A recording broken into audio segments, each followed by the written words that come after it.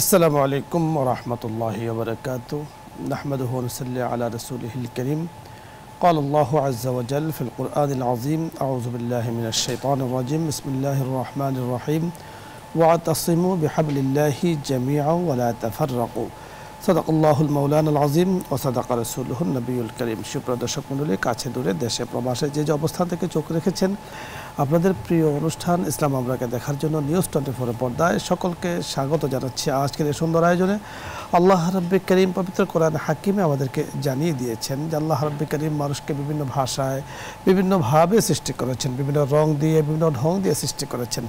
সৃষ্টির বৈচিত্র্যের মাঝে আল্লাহ পাকের খালিকের নিদর্শন পাওয়া যায়। আল্লাহ পাক কত সুন্দরভাবে সকল কিছুকে সৃষ্টি করেছেন, যা যেখানে রাখা দরকার ঠিক ওইভাবে স্থাপন করেছেন। ঠিক মানুষের মন মেজাজ চলাফেরার মধ্যেও কিন্তু বিভিন্ন ধরনের বৈচিত্র্যের ভাব আছে।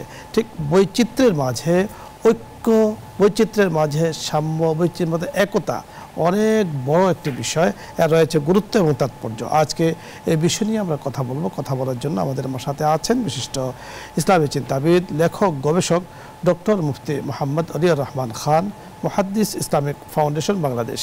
সাথে আছি বরাবর মতো আমি আমজাদ হোসেন হেলালি। আসসালামু আলাইকুম ওয়া রাহমাতুল্লাহ। ওয়া আলাইকুম আসসালাম ওয়া রাহমাতুল্লাহ। মুফতি সাহেব কেমন আছেন? আলহামদুলিল্লাহ ভালো, আপনি কেমন আছেন? আলহামদুলিল্লাহ, আল্লাহ তাআলা ভালো রেখেছেন। আমরা আসলে সকলে ঐক্য চাই, ঐক্যের মাঝে অনেক রহমত আল্লাহ পাক রেখেছেন। তো এই যে মানুষের চিন্তা, ধর্মে, বর্ণে সব দিক থেকে আসলে একটা ভিন্নতা থাকতে পারে, মেজাজে ভিন্নতা থাকতে পারে, রঙে ভিন্নতা থাকতে পারে, দেশে দেশে ভিন্নতা থাকতে পারে, কিন্তু সকলে যদি এই ইতিসাম বিহাবলিল্লাহ অর্থাৎ আল্লাহ পাকের রশিকে যদি সকলে শক্ত করে মজবুত করে ধরে, এর মধ্যে কিন্তু অনেক ফায়দা রয়েছে, উপকার রয়েছে। আপনার কাছে এই বিষয়টি আজকে আমরা শুনবো। জি, ধন্যবাদ। অনেক গুরুত্বপূর্ণ বিষয়ের আলোচনার সুযোগ করে দিয়েছেন। আউযু বিল্লাহি মিনাশ শাইতানির রাজিম। বিসমিল্লাহির রহমানির রহিম। ওয়াতাসিমু বিহাবলিল্লাহি জামিআন ওয়া লা তাফাররাকু ওয়াযকুরু নি'মাতাল্লাহি আলাইকুম ইয কুনতুম আ'দাআন ফাআল্লাফা বাইনা কুলুবিকুম ফাআসবাহতুম বিনি'মাতিহি ইখওয়ানা। আল্লাহ রাব্বুল আলামিন সূরা আল ইমরানের এই আয়াতে এই ঐক্যের গুরুত্ব এবং এর আগের অবস্থা পরে কি সে উল্লেখ করেছেন। তিনি ইরশাদ করেছেন যে তোমরা আল্লাহর রশিকে দৃঢ়ভাবে আঁকড়ে ধরো, বিচ্ছিন্ন হও না। স্মরণ করো যখন তোমরা বিক্ষিপ্ত ছিলে, তারপর আল্লাহ তাআলা তোমাদের মধ্যে ঐক্য স্থাপন করে দিয়েছেন, তোমরা ভাইয়ে ভাইয়ে পরিণত হয়েছ। তো এই যে ঐক্য, এটি অত্যন্ত শক্তিশালী একটি ইতিবাচক উপাদান একটি উম্মাহ, একটি সাম্রাজ্য, একটি জাতির অস্তিত্বের জন্য। এবং আমি ঐক্যের বিষয়টি যেহেতু আপনি ব্যাপক অর্থে রেখেছেন, তাহলে আমরা ঐক্য ধরে নিতে পারি মোটামুটি তিনভাবে। একটি হলো মানে মুসলিম উম্মাহ হিসেবে আমাদের একটা ঐক্য, যেটি আপনি উল্লেখ করেছেন যে ওয়াতাসিমু বিহাবলিল্লাহ, আল্লাহর রশি মানে কোরআনুল কারীমের মৌলিক যে বিশ্বাস বা মৌলিক যে নীতিমালা, এর ভিত্তিতে ঐক্যবদ্ধ হোক এবং ওয়ালা তাফাররাকু, বিচ্ছিন্ন হয় না। এখন আল্লাহ এক, রাসূলুল্লাহ সাল্লাল্লাহু আলাইহি সাল্লাম, আমাদের আদর্শ পরকাল আছে, আমাদের মৃত্যু আছে, কবর আযাব থেকে নিয়ে সব কিছু আছে, এরকম যে শাশ্বত বিষয়গুলো, এগুলোর ব্যাপারে যারা একতাবদ্ধ, তাদের মধ্যে আর অন্যান্য বিষয়গুলো মানে এমন মুখ্য যেন না হয়, এমন সক্রিয় যেন না হয় যে এগুলিকে মুছে দিয়ে সে বিভক্ত হয়ে যাবে। এখন সাহাবায়ে কেরাম তো এর ভিত্তিতে ঐক্যবদ্ধ ছিলেন। তা কেউ সাদা ছিলেন, কেউ কালো ছিলেন, কেউ ধনী ছিলেন, কেউ দরিদ্র ছিলেন, কেউ বেশি জ্ঞানী ছিলেন, কেউ কম জ্ঞানী ছিলেন, কেউ ইজতিহাদ করে আসরের নামাজ বনি কুরাইজা গিয়ে পড়েছেন, আবার কেউ আল্লাহ রাসূল সাল্লাল্লাহু আলাইহি ওয়াসাল্লামের কথা মেনে, আর আবার কেউ তার উপস্থিতিতেই, তার সময়কালেই তারা আসরের নামাজ বনি কুরাইজা যাওয়ার আগে পড়েছেন। কত ওই বৈচিত্র্য তাদের কাজে ছিল। সূরা ফাতিহা শুরুতে বিসমিল্লাহির রহমানির রহিম কিছু সাহাবী জোরে পড়েছেন, কিছু সাহাবী আস্তে পড়েছেন, এভাবেই তো হয়েছে। কিন্তু লা ইলাহা ইল্লাল্লাহ, এক আল্লাহ, মুহাম্মদ আল্লাহ রাসূল, এতে সবাই ঐক্যবদ্ধ। আখিরাত ঐক্যবদ্ধ, কোরআনের ব্যাপারে ঐক্যবদ্ধ, ফরজ নামাজ 5 ওয়াক্ত ঐক্যবদ্ধ, সাওম, যাকাত, হজ এবং শরীয়তের উসুলগুলির ব্যাপারে সবাই ঐক্যবদ্ধ, ফুরুর ব্যাপারে বিভক্ত। আচ্ছা, এখন উসুলের ভিত্তিতে ঐক্যটা ধারণ করে এবং সেদিকে সুদৃঢ় করতে হবে। আরেকটা দিক হলো যে আপনি দেশের জন্য ঐক্য, এটার দলিল কি?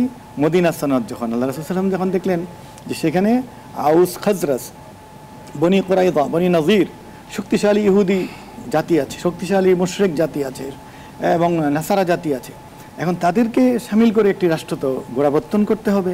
তখন তিনি এই সমস্ত জাতিগুলির ঐক্যের একটা ভিত্তি রচনা করলেন মদিনা সনদের ভিত্তিতে, এবং সেখানে তাদের অধিকারও তিনি দেখলেন।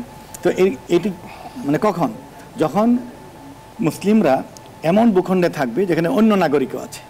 এখন মুসলিমরা মেজরিটি হওয়ার কারণে ক্ষমতায় থাকতে পারে, অথবা শক্তি বলে ক্ষমতায় থাকতে পারে, কিন্তু অন্য নাগরিকদের নিয়ে সহাবস্থান, শান্তিপূর্ণ সহাবস্থান, যে মুসলিমদের অধীনে ইহুদি থাকবে, খ্রিস্টান থাকবে, হিন্দু থাকবে, নাস্তিক থাকবে, এই সহাবস্থানের জন্য একটা ঐক্য লাগবে। এটা হবে কি? আপনার দেশের ভিত্তিতে, সংবিধানের ভিত্তিতে, হ্যাঁ, সংস্কৃতির ভিত্তিতে, ভাষার ভিত্তিতে। আরেকটা ঐক্য হলো যে আপনি সকল ক্ষেত্রে, আপনি একটা প্রতিষ্ঠান চালাবেন, শিক্ষা প্রতিষ্ঠান, ঐক্য লাগবে। আপনি একটা মিডিয়া চালাবেন, একটা ঐক্য লাগবে। সেখানে থাকবে রুল অ্যান্ড রেগুলেশন, এর ভিত্তি থেকে ঐক্য থাকতে হবে। মানে লক্ষ্য পানে যেন আমি পৌঁছতে পারি, সকল কাজের চূড়ান্ত লক্ষ্য আল্লাহকে পাওয়া। তাহলে এমন কিছু আমি আমার দ্বারা, আমার অধীনস্থদের দ্বারা, আমার সহকর্মীদের দ্বারা হতে পারবে না যে কাজটি আল্লাহ সন্তুষ্টির পথে বাধা হয়ে দাঁড়াবে। যদি ব্যবসা হয়, তাহলে ব্যবসার ক্ষেত্রে যে ব্যবসা মানুষের কল্যাণে এবং লাভজনক হওয়া। আপনি চমৎকার বলছিলেন দর্শক মণ্ডলী, ঐক্যের ভিত্তি তাওহীদের উপরে যখন হবে, ঐক্যের ভিত্তি যখন জনকল্যাণের উপরে হবে, ঐক্যের ভিত্তি যখন কোরআন এবং সুন্নাহর ভিত্তিতে হবে, তখন তার মধ্যে কিন্তু আর রহমত এবং বরকত পাওয়া যাবে। শাইখ বড় চমৎকারভাবে বলেছেন, সামাজিক ঐক্য, ব্যক্তিতে ঐক্য এবং দেশে ঐক্য, এই সকল ঐক্যই কিন্তু মানুষের জন্য কল্যাণ বয়ে আনে। তবে ঐক্যটা হতে হবে সঠিক পদ্ধতিতে, ঐক্যটা হতে হবে আল্লাহ পাকের তাওহীদের ভিত্তিতে। আবার অর্থাৎ ইসলাম বিরোধী কোনো কাজে যদি ঐক্য হয়, সেই ঐক্যের মধ্যে কিন্তু আল্লাহ পাকের রহমত পাওয়া যায় না। রহমত পাওয়ার জন্য অবশ্যই আল্লাহ পাকের তাওহীদের উপর ঐক্য হতে হবে। সবচেয়ে যে বিষয়টি, যে এই দেশে আমরা বাস করছি, আমরা ইসলাম ধর্ম নিয়ে বাস করছি, ধর্ম নিয়ে আমাদের মাঝে ঐক্য থাকবে, দেশ হিসাবে আমাদের কাছে ঐক্য থাকবে। ঐক্যের মধ্যে সবসময় রহমত আসে। আল্লাহ তাআলা বলে দিয়েছেন, ওয়ালা তাফাররাকু, অর্থাৎ তোমাদের শারীরিক তোমরা বিচ্ছিন্ন হতে পারো, তোমরা এক একজন এক এক দেশে থাকতে পারো, এক একজন এক এক এলাকায় থাকতে পারো, মতের ভিন্নতা কিন্তু হবে না। ওয়ালা তাফাররুক বিল আকওয়াল, তোমাদের কথার মধ্যে যেন সকলে যেন একমত থাকে। কুলু লা ইলাহা ইল্লাল্লাহ তুফলিহুন, আল্লাহ রাসূল সাল্লাল্লাহু আলাইহি ওয়াসাল্লাম বলে দিয়েছেন, তোমরা বলো লা ইলাহা ইল্লাল্লাহ, তাহলে তোমরা সফলতা অর্জন করবে। এক কালিমার উপরে ঐক্য থাকলে সফলতা আমাদের পদচুম্বন করবে। অত্যন্ত চমৎকারভাবে শেখ মুফতি আলিউর রহমান খান আমাদেরকে বিষয়টি বোঝাতে চেষ্টা করেছেন। বিষয়টি অনেক ব্যাপক আলোচনা, সারাংশ যেটা আমরা বুঝতে পেরেছি, সর্বক্ষেত্রে ঐক্য, সর্বক্ষেত্রে ভালো, সাম্য, সর্বক্ষেত্রে সামাজিক যে বিষয়গুলো আছে এগুলোর প্রতি আমরা লক্ষ্য রাখি।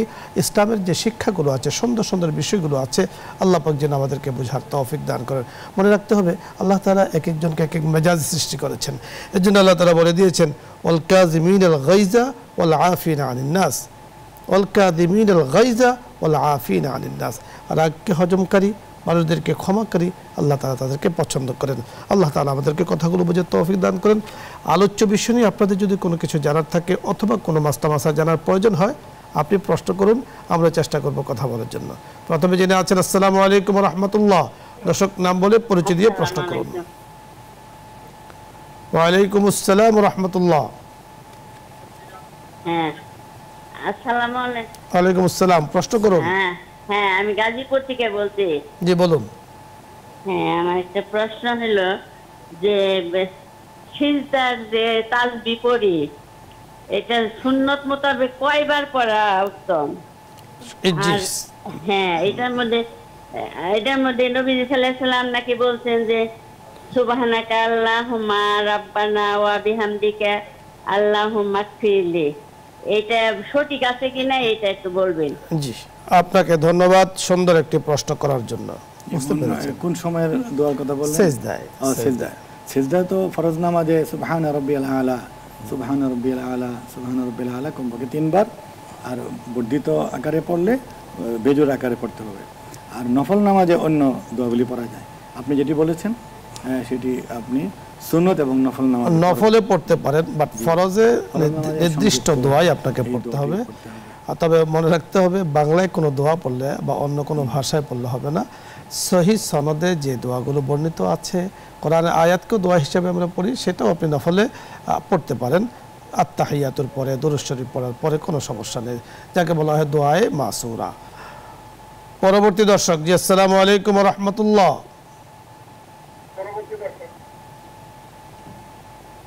আসসালামু আলাইকুম। ওয়া আলাইকুম আসসালাম ওয়া রাহমাতুল্লাহ।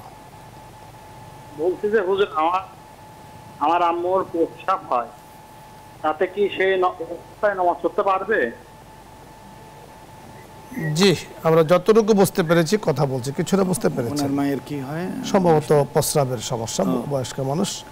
এটা হলো যে যদি অব্যাহতভাবে কারো প্রস্রাব নির্গত হতে থাকে, তাহলে তিনি মাজুর, মানে এমন রোগী যে তার কোনো চিকিৎসা নেই।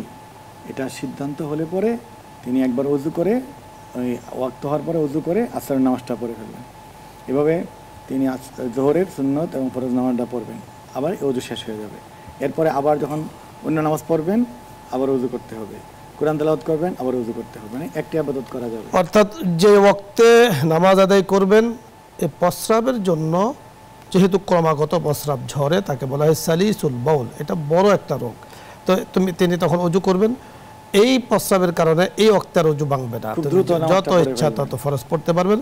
তবে ওযু ভাঙার অন্যান্য কারণ যদি প্রকাশিত হয়, তাহলে কিন্তু আবার ওযু ভেঙে যাবে, আবার নতুনভাবে তাকে ওযু করতে হবে। পরের দর্শক, আসসালামু আলাইকুম।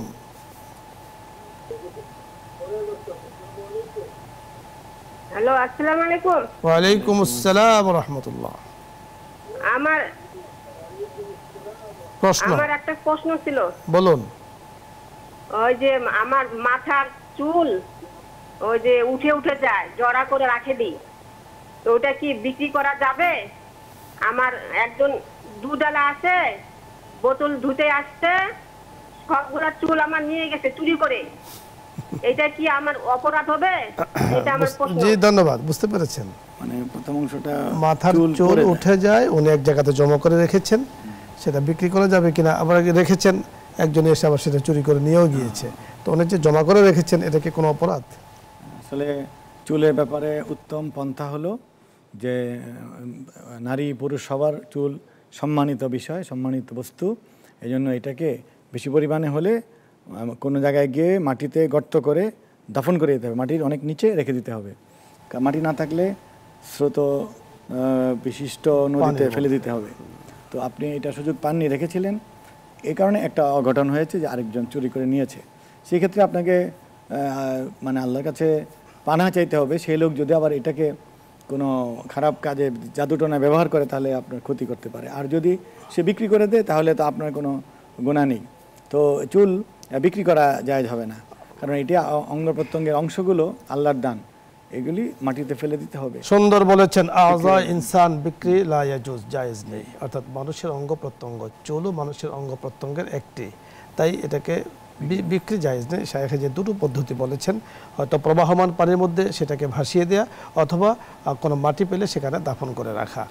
আপনি বুঝতে পেরেছেন। এবং আমাদের দর্শক যারা আছেন, অনেকে কিন্তু এই সমস্যায় আছেন যে চুল বেশি হয়ে গেলে সেটাকে কি করা, আসলে বিক্রি কিন্তু শরীয়তে অনুমতি নাই। পরের দর্শক, আসসালামু আলাইকুম ওয়া রাহমাতুল্লাহ। একটা প্রশ্ন করতে চাই। প্রশ্ন করুন, আপনার প্রশ্ন বলুন। আসসালামু আলাইকুম। ওয়া আলাইকুম আসসালাম।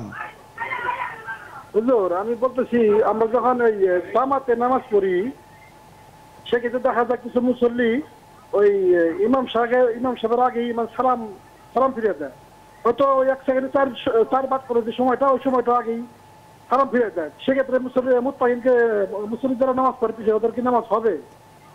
জি, গুরুত্বপূর্ণ একটি মাসআলা জানতে চেয়েছেন, বুঝতে পেরেছেন। ইন্নামাল আইম্মা লিয়ুক্তাদা বিহ, ইমামদের নিয়োগ করা হয় তাদের ইক্তেদা করার জন্য, অনুসরণ করার জন্য।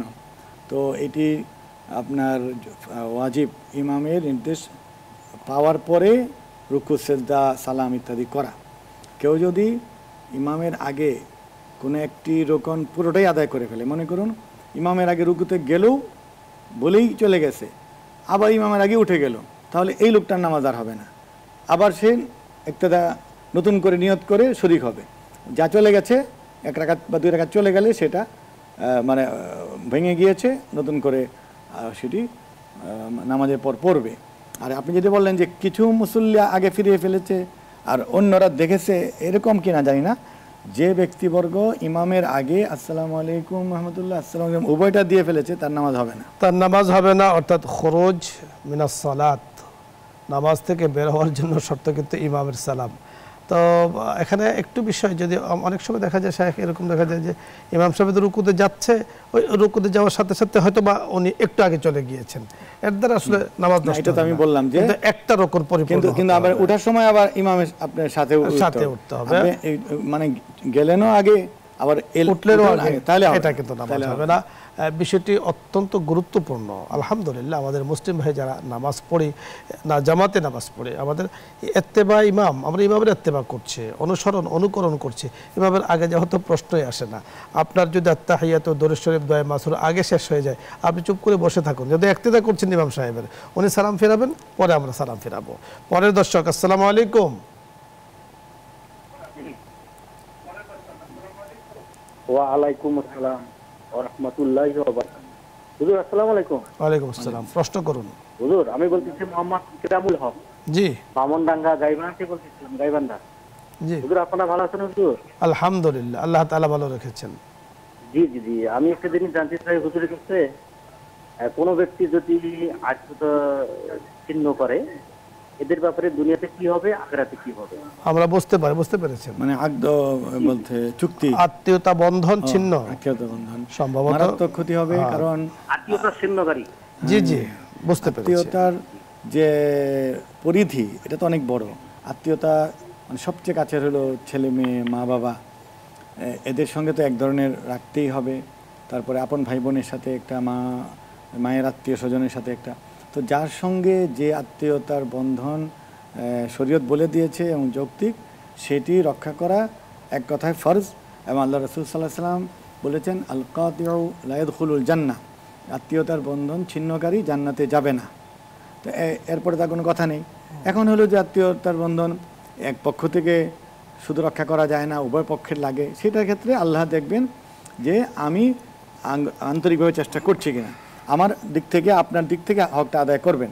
মা অনেক সময় অবিচার করে বা বুঝে না, ভাইয়েরা বুঝে না, বোনেরা বুঝে না, এরকম হয়ে যেতে পারে। কিন্তু আপনার করণীয় যে আমার যে মাকে দেখার আমি দেখতে যাব, বা হাদিয়া দেওয়ার আমি দিয়ে দেবো, ঈদের সময় যাব, চলে যাব, এভাবে নিজের দিক থেকে দায়িত্ব পালন করলে যেন কোনো ত্রুটি না হয়। রাসূল সাল্লাল্লাহু আলাইহি ওয়াসাল্লাম বলে দিয়েছেন, সিল মান কাতাকা, যে তোমার সাথে সম্পর্ক ছিন্ন করে তার সাথে সম্পর্ক জুড়ো। ওয়াফু আম্মান যালামাকা, যে তোমার উপরে জুলুম করেছে তুমি তাকে ক্ষমা করে দাও। আহসিন বিমা আসা ইলাইক, যে তোমাকে কষ্ট দিয়েছে তাকে তুমি ক্ষমা করে দাও, কিছু হাদিয়া দাও এবং তার সাথে ভালো আচরণ করো।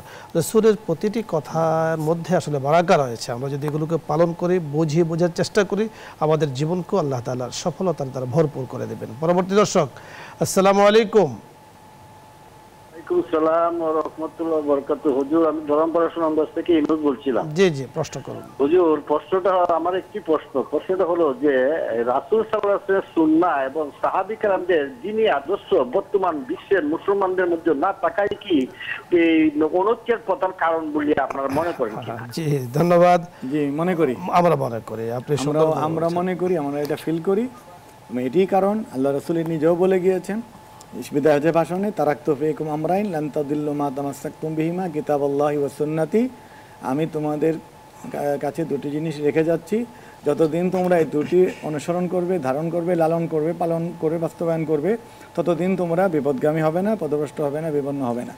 আর যখন এটা করবে না তখন বিপন্ন হবে। আমরা বিপন্ন হয়েছি, আমরা মনে করছি। বলেছেন সাহেব যে কিতাবাল্লাহি ওয়া ইতরাতি বলেছেন, একটা বংশের কথা বলেছেন, আপনি খুব চমৎকার বলেছেন। আমাদের হাতে সময় আসলে একদম নেই। শাইখ ধন্যবাদ আপনাকে। দর্শক মণ্ডলী, আপনাদের সকলকে ধন্যবাদ জানাচ্ছি। তবে আমাদের সর্বশেষ যে প্রশ্নটি করেছেন, অনৈক্যের কারণ এবং আল্লাহ পাকের রাগের কারণ অনেক কিছু হতে পারে, তার মধ্যে কোরআন সুন্নাহ অনুযায়ী জীবন পরিচালনা না করা এটা অনেক বড় কারণ। আল্লাহ পাক আমাদেরকে কোরআন সুন্নাহ অনুযায়ী জীবন পরিচালনা করার, রাষ্ট্র পরিচালনা করার, সমাজকে পরিচালনা করার তৌফিক দান করুন। এই জন্য আজকে আমাদের যে বিষয় ছিল তা হলো যে বৈচিত্র্যের মাঝেই ঐক্যের গুরুত্ব, ঐক্যের সুর, ঐক্য থাকে, সেটা হলো সে মানসিকতা নিজের মধ্যে তৈরি করে নিতে হবে। আল্লাহ তাআলা আমাদের সকলকে ভালো রাখুন। ইনশাআল্লাহ আগামী প্রোগ্রামে দেখা হবে এই আশাবাদ ব্যক্ত করে বিদায় নিচ্ছি। আসসালামু আলাইকুম ওয়া রাহমাতুল্লাহি ওয়া বারাকাতুহু। দোয়া হবে, দরুদ ইস্তেগফার পাঠ করি। আস্তাগফিরুল্লাহ রাব্বি মিন কুল্লি যামব। اللهم صل على سيدنا ونبينا وشفيعنا وحبيبنا مولانا محمد صلى الله عليه وسلم. الحمد لله رب العالمين، الصلاة والسلام على سيد الأنبياء والمرسلين وخاتم النبيين وعلى آله وأصحابه أجمعين. ربنا ظلمنا أنفسنا وإن لم تغفر لنا وترحمنا لنكونن من الخاسرين. رب ارحمهما كما ربياني صغيرا. رب اجعلني مقيم الصلاة ومن ذريتي ربنا وتقبل دعاء. يا كريم يا رحيم يا ذا الجلال والإكرام يا راحم المساكين يا الله يا كريم. মাওলাই করিম, গুনাহগার বান্দারা মাওলাই করিম জুমার দিন জুমার সালাত আদায় করেছে, নামাজের পরে আপনার শাহী দরবারে হাত তুলেছে, সুন্দর গুরুত্বপূর্ণ একটি প্রোগ্রামে বসে হাত তুলে আছে। ইয়া করিম, আমাদের মাঝ থেকে কত মানুষ চলে যাচ্ছে। ইয়া আল্লাহ, আমরা দেখেছি জানাজায় পড়েছে, জানাজায় পড়াইছি। ইয়া আল্লাহ, তাদের কত সুন্দর চেহারা দেখেছি। একদিন তো আমরাও চলে যাব, আমরা ওই জগতে থাকতে পারবো না। মাওলাই করিম, যারা চলে গিয়েছেন, যারা চলে যাচ্ছেন, যারা চলে যাব, মেহরবানি করে সকল কি মানে হালাতে ইয়া আল্লাহ থাকার চলে যাওয়ার ব্যবস্থা করে দেন। ইয়া আল্লাহ, আমাদের ঈমানকে, আমলকে আপনি কবুল ও মঞ্জুর করে নেন। ইয়া আল্লাহ, তামাম জাহানের যত উম্মতে মুসলিমা ইয়া আল্লাহ ইন্তেকাল করেছেন, সকলের আরওয়াহ পাকে ইয়া আল্লাহ আমাদের যে হাদিয়াগুলো আছে মেহরবানি করে আপনি পৌঁছে দেন। ইয়া আল্লাহ, তাদেরকে আপনি মাফ করে দেন, জান্নাতি জিন্দেগি দান করেন, জাহান্নাম থেকে মুক্তির ফয়সালা করে দেন। আজকের এই সুন্দর আয়োজনে ইয়া আল্লাহ যে আলোচনা আমরা করেছি বৈচিত্র্যের মাঝে ঐক্যের গুরুত্ব, ইয়া আল্লাহ মেহরবানি করে বিষয়টি বুঝার তৌফিক দান করেন। সর্বত্র ইয়া আল্লাহ ঐক্যের ফেজাকে আপনি চালু করে দেন, পরিবেশকে আপনি তৈরি করে দেন। মাওলাই করিম, যে অনুষ্ঠানে বসে হাত তুলেছেন এই অনুষ্ঠানটি ফরিস্তাব আমরা ইয়া আল্লাহ আমরা যারা যুক্ত আছি সকলকে আপনি মাফ করে দেন। বসুন্ধরা পরিবারকে, চেয়ারম্যান মহোদয়কে, পরিবারের সদস্য যারা আছেন, আমরা যারা আছি, ওগো করিম আপনার রহমত নিয়ে চলছি, আমরা শুকরিয়া আদায় করছি, মেহরবানি করে আমাদের শুকরিয়াকে কবুল ও মঞ্জুর করে দেন। ইয়া আল্লাহ, আমরা পড়েছি, শুকরিয়া আদায় করলে নিয়ামত বাড়িয়ে দেন, মেহরবানি করে আমাদের জন্য সে ফয়সালা করে দেন। ইয়া আল্লাহ, শয়তান ও ওয়াসওয়াসা থেকে মেহরবানি করে আমাদেরকে আপনি হেফাজত করেন। মাওলাই করিম, মওতের কষ্ট বড় কঠিন, সহ্য করতে আমরা কেউ পারবো না। ওগো করিম, মেহরবানি করে আমাদের জন্য আসান ঈমানি হালাতে মওতের ফয়সালা করে দেন। ইয়া আল্লাহ, আপনার হাবিবের উসিলায় আমাদের দোয়াকে কবুল ও মঞ্জুর করে নেন। আমিন। বিহুরমতি সাইয়্যিদুল মুরসালিন। আলহামদুলিল্লাহি রাব্বিল আলামিন।